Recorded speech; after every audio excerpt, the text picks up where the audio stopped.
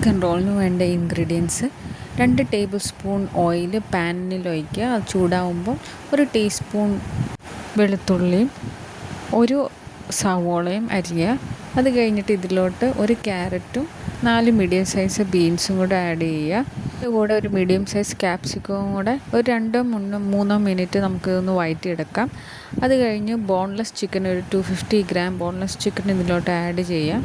എല്ലാം കൂടെ മിക്സ് ചെയ്ത് നമുക്കിതിലോട്ട് 1 ടീസ്പൂൺ കുരുമുളക് പൊടി, അത്യാവശ്യത്തിന് ഉപ്പ്, 1 ടേബിൾ സ്പൂൺ സോയാ സോസ് എല്ലാം കൂടെ ഒന്ന് മിക്സ് ചെയ്ത് നമുക്കൊരു 2-3 മിനിറ്റ് ഹൈ ഫ്ലെയിമിൽ വെച്ചൊന്ന് വഴറ്റിയെടുക്കാം. അത് കഴിഞ്ഞ് സ്റ്റൗ ഓഫാക്കിയ ശേഷം നമുക്ക് പാൻ കേക്ക് ഉണ്ടാക്കാം.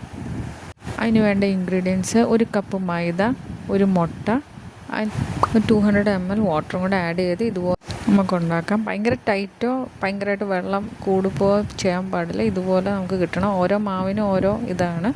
നമുക്കിനി ഒരു പാൻ എടുത്തിട്ട് അത് ദോശ പോലെ ചുട്ടെടുക്കാം. ഇതുപോലെ നമുക്ക് വെജിറ്റബിൾസും ചിക്കനും അതിനകത്ത് വെച്ച് റോൾ ചെയ്തെടുക്കാം.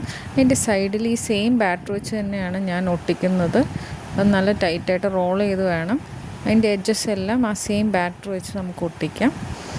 ഇതിനെ ഒട്ടിച്ച ശേഷം നമുക്കിത് ആ സെയിം ബാറ്ററിലൊന്ന് മുക്കിയെടുത്ത് നമുക്ക് ബ്രെഡ് ക്രംസിലൊന്ന് ഡിപ്പ് ചെയ്ത ശേഷം നമുക്ക് നല്ല ചൂടുള്ള ഓയിലിലേക്ക് നമുക്കിത് ഫ്രൈ ചെയ്യാം. നല്ല ഗോൾഡൻ ബ്രൗൺ ആകുമ്പോൾ നമുക്ക് എടുക്കാം.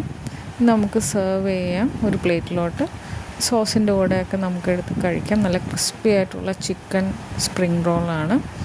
നല്ല ഈസി ആയിട്ടുള്ള റെസിപ്പിയാണ്. എല്ലാവർക്കും എൻ്റെ റെസിപ്പി ഇഷ്ടപ്പെട്ടെങ്കിൽ ലൈക്ക് ആൻഡ് സബ്സ്ക്രൈബ്.